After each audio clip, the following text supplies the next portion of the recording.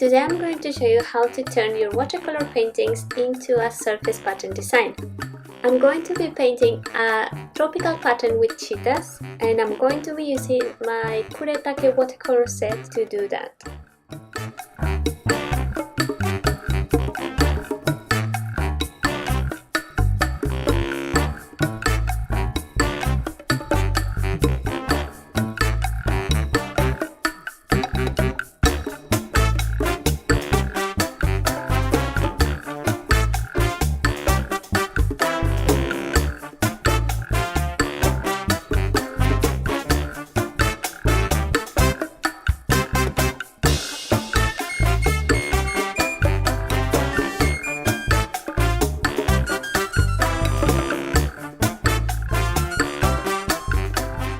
Once I'm finished painting everything I want to include in the pattern, I'm going to scan it as a JPEG and I'm going to open the file in Photoshop.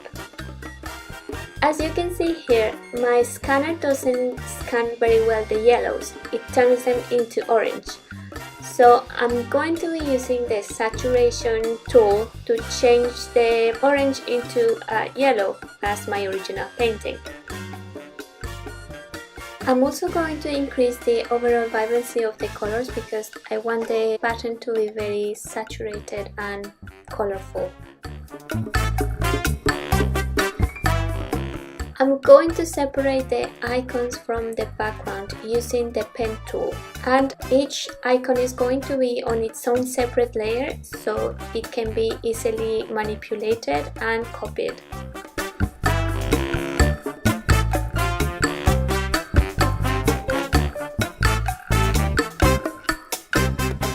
Once you have finished separating all the icons from the white background, make sure that each one of them has a name, so when you copy them, then you can know which one it is and you don't get confused or it doesn't get too messy, because we're going to copy the layers many times.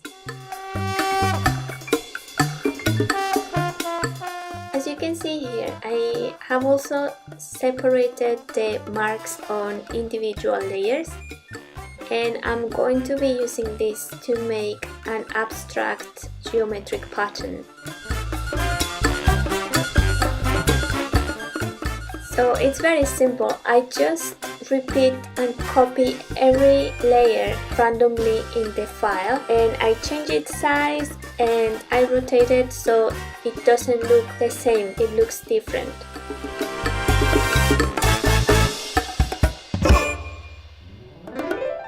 Then if I want to make it even more interesting, I can play with the opacity settings, finding one that makes a different effect. For example, here I'm using the divide opacity, so the black marks turn into white marks.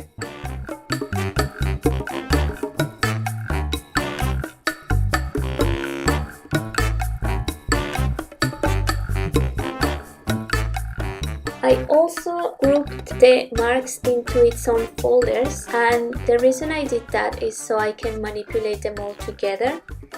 So if I want to change the color, like here, I can just select the saturation layer and apply that to the folder specifically.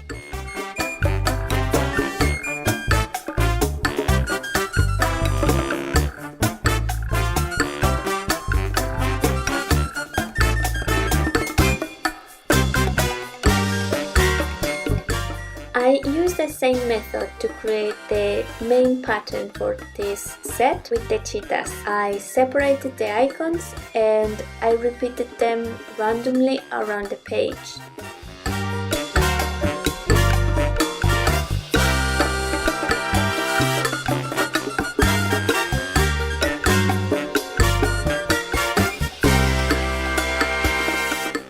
You can use the same method to create as many patterns as you like, and you could also make design mockups to see how your pattern will look on products. And that's it. Thank you so much for watching. I hope you found this video useful. Let me know if you have any questions in the comments below, and don't forget to subscribe to my channel. I'll see you next time. Bye bye.